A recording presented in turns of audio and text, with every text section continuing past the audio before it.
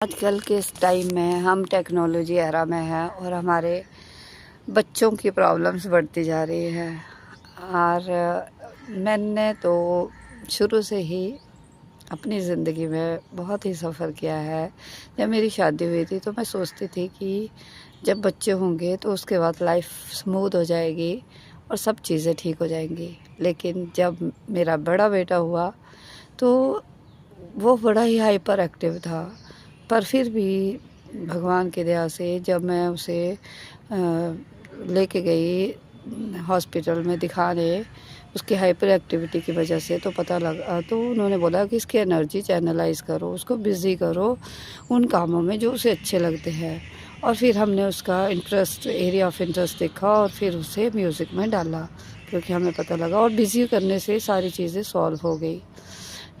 तो उसकी तो प्रॉब्लम सॉल्व हुई। जब छोटा बेटा हुआ 2011 में, बड़ा 2002 में हुआ था, तो उसकी और ज़्यादा प्रॉब्लम समझ आई। वो रोने से नहीं हटता था, वो नहीं सुनता था, वो नहीं समझता था। उसके रिस्क टेकिंग बिहेवियर थे, वो भागता रहता था, दौड़ता रहता था और समझ ही नहीं आता था, क्योंकि कई चीज़ों में वो बहुत इंटेलेक्चुअल लगता था। उसके सेंसरी ऑर्गन लगते थे कि हमसे ज़्यादा काम कर रहे हैं।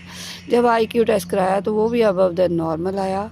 तो कुछ भी चीज़ें समझ नहीं आ रही थी, परंतु बिहेवियर डिफरेंट थे, इमोशंस नहीं थे, वो नहीं दूसरों की फीलिंग नहीं समझता था कि। और फिर उसको अच्छा लगता था कि वो स्क्रीन के सामने बैठा रहे, बिज़ी रहे। तो वो भी फिर उसको पहले तो ADHD डॉक्टर ने बोला, बाद में बोला ऑटिज़म।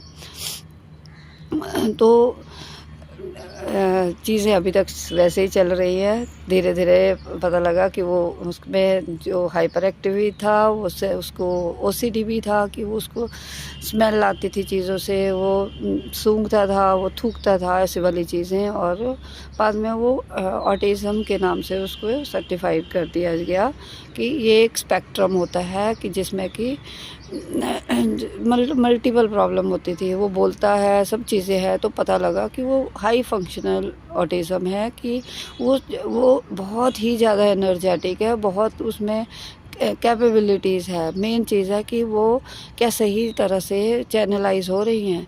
तो ये हमें समझना चाहिए, हमें डिनायल मोड में नहीं रहना चाहिए, ब्लेम गेम नहीं करना चाहिए और ये नहीं करना चाहिए कि वाई मी, मुझे ये ऐसी प्रॉब्लम क्यों आई। हमें हमें अगर हम सही तरीके से समझेंगे तो हम अपने बच्चों को भी बेटर फ्यूचर दे सकते हैं और ख़ुद भी एक बेहतर इंसान अपने माइंड पर काम करके